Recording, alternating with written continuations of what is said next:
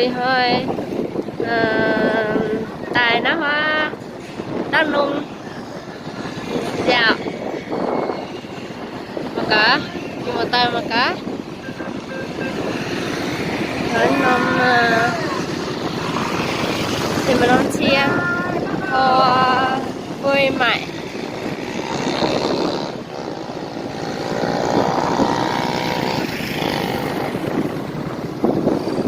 cả mẹ nôm béo hàng con vừa từng cho cho nên rồi sợ đẹp sợ đấy đi bánh có nhà như tỏng có nhà như đó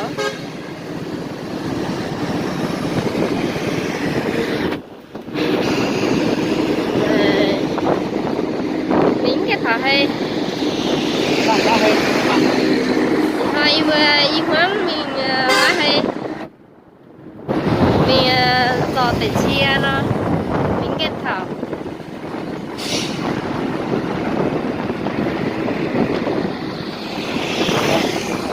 ô mà cả bên nó béo rồi ô này nó biết rồi đây có nhà như tổ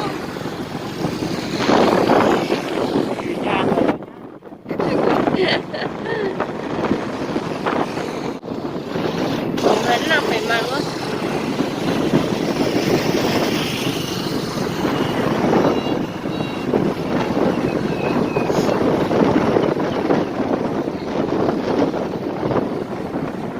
cả làm thở hay phải hoa quá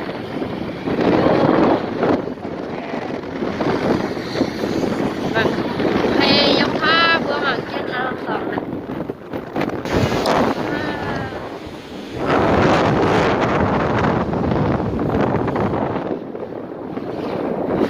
nằm đang luôn hay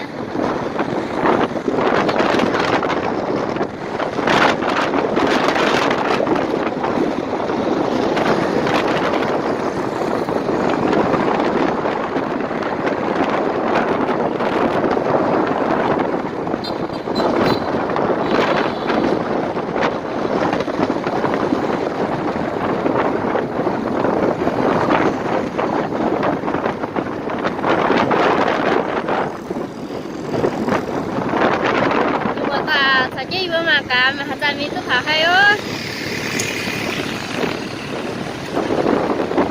mẹ làm để thảo nữa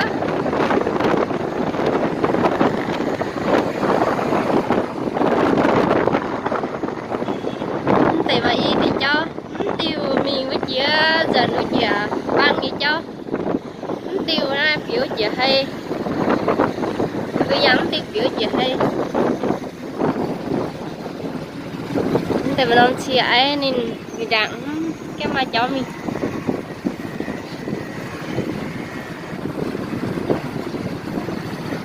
nó tổng nó cho hơi hiệp nè để mà tiêu dần nó cung dần mẹ nó tổng nó phải chia hay như chó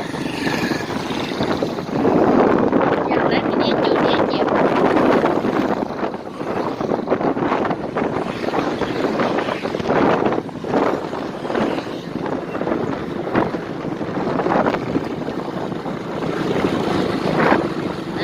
đâu phải chị hay đó mẹ nó mày chia nhịp dốc hay đó đây trẻ nó hay nó mày cái này nhịp dốc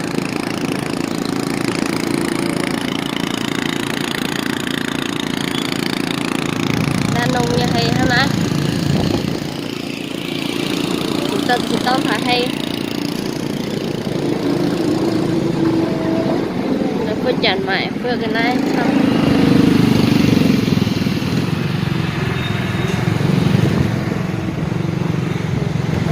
chia và thêm mãi cái này như toàn đó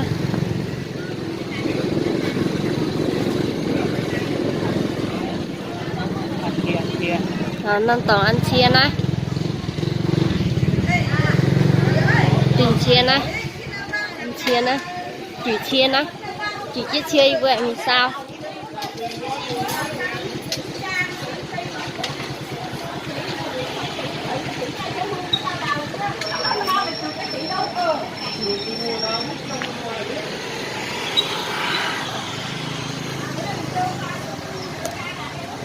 thịt kẹt đây này.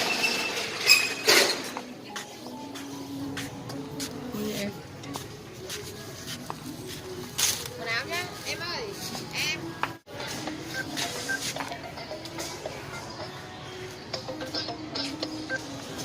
Dạ alo. Alo. Vâng ạ.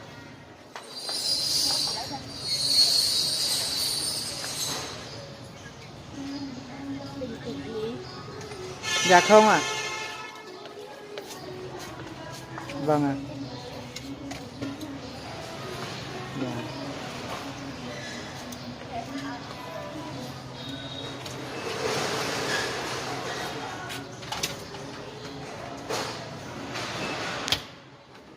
Ô, cho nó xem có đẹp không? Đây, Đấy, đẹp. cái này đẹp này. Nha. Hơi mài bữa lỡ. Ngừa mạng quá. Cái này đẹp này. Đây nữa này.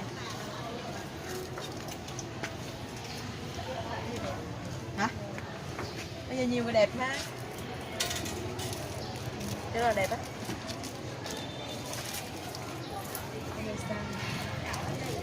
Cái này giảm 10 nữa. Đó, lấy đi, nó có cái lông này đẹp. Không nhỏ đâu. Nó to gấp mấy lần cái này, nó 2 ngăn mà. Nè, xanh quá. Không. Cái này có đeo bự này. Nhìn thì biết rồi. Không, to hơn như này. Nè này, to hơn cái như này. Có to hơn như này. To cái này đi. Em thôi. Mà là không thích.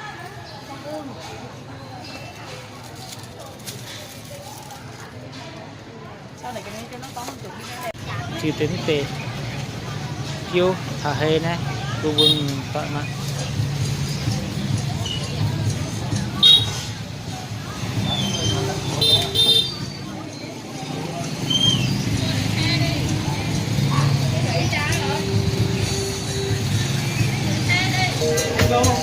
Nè, được lâu hơn mà nó hết đâu mà chạy nước. Chục năm không? Đó. Đồng hồ dùng. Cái này hả? Cái này sao biết được, nhiều lúc đồng hồ mình nó nặng quá thì nó nhanh hết. Còn cái nhẹ thì nó lo. Lấy cái này và nó clip này xài được đâu. Cái loại đắt này thì cái này 10.000 đắt rồi. Còn cái loại này 5. Ok. Cho về nhà xem. 20 rồi. Dạ không ạ. Dạ vâng. 1 ký bao nhiêu? 25.000, còn có quả 3 kg cũng có, 2 kg cũng có. Sáng nay được mấy quả bên cái thịt bên này không nhiều bên kia thịt này hết. Nhiều quá. Chợ này. Cái này nó cùng một giống các bạn nhưng mà cái này là không bọc được, còn cái này là không bọc, nó để tự nhiên rồi mà nó có độ căng, cái này là không bọc để nó phải nó mặt trời và nó không nó không chích hút vào được. Trời nào cũng muốn nào chừng. Không bác à, nó có cái bên ngoại xoài chứ không phải xoài nào cũng có. Bớt hơn thì nó có. Này, tiệt thả hê hết mày cái này.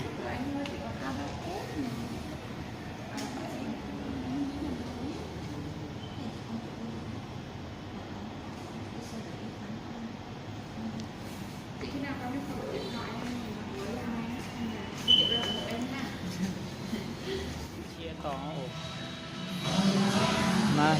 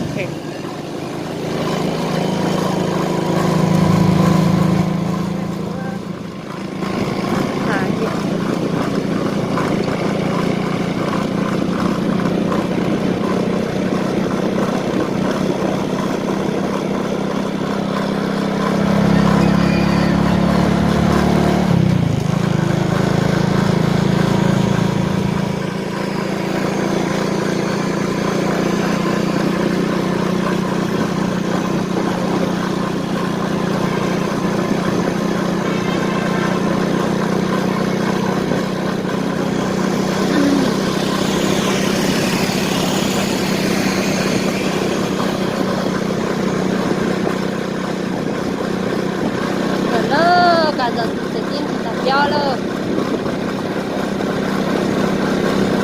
Đang thả con dần thả hít này con dần. dần dần tay ở phía nái cứ dần tay ở phía nái cứ như bên tả dần á.